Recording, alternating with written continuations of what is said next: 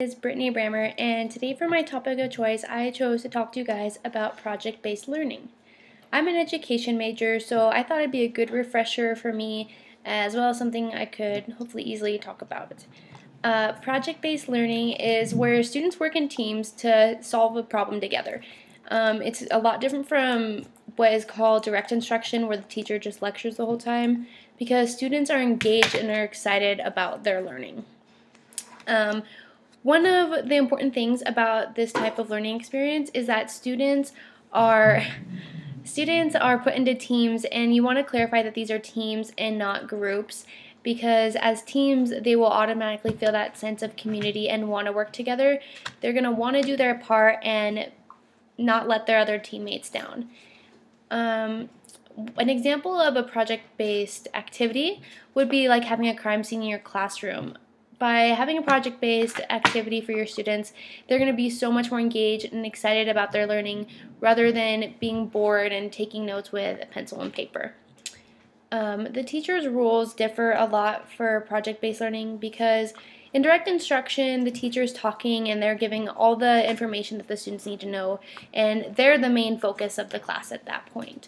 In project-based learning, the students are the facilitators of their own education, and so they really need to be responsible and learn to work as a team.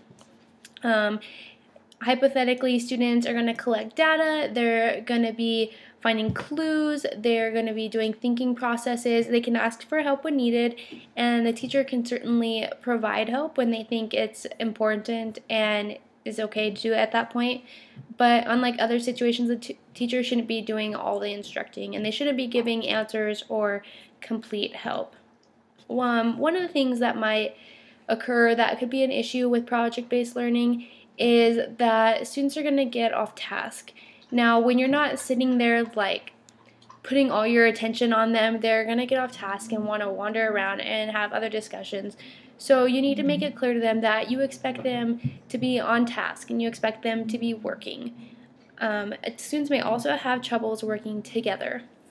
The teacher is also responsible for putting teams together, and so when you're putting these teams together, you want to make sure that you're putting students who will work cooperatively together and try to vary their academic levels a little bit.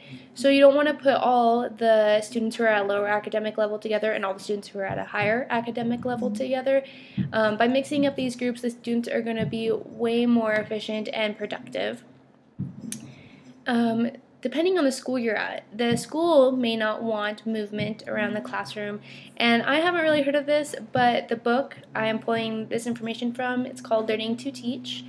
It suggests that some schools aren't going to want the students to be up and moving around the classroom because they see it as destructive and disruptive to the classrooms across the hall or down the hall or whatever it may be. So make sure you talk to the principal or whoever before you start a project-based learning activity, just to make sure that they're okay with it and there isn't any problems with that. Before the students are able to go out and explore, they're going to need that foundational knowledge. So even though the teacher doesn't play a direct role in the project-based learning, they're going to play a role right before indirect instruction by giving students the basic knowledge they need, because you can't just tell students, hey, go solve this crime mystery, and they not have any knowledge on science or math or anything else. You're also going to need to set specific boundaries and expectations for them.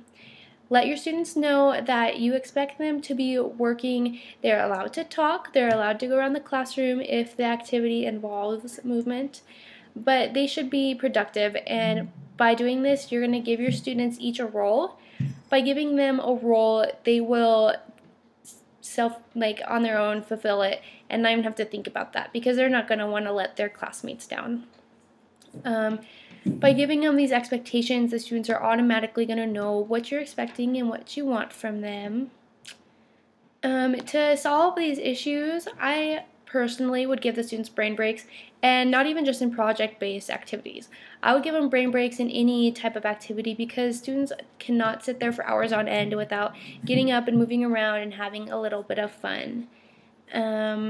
Like I said, I would not pair students together who could blatantly not work together, and also try to vary the academic levels. I would also keep a calendar of where the student should be at any given day or at any given moment. By keeping a calendar, the students are going to see where they should be, and it'll keep them way more on track than if you just give them reminders.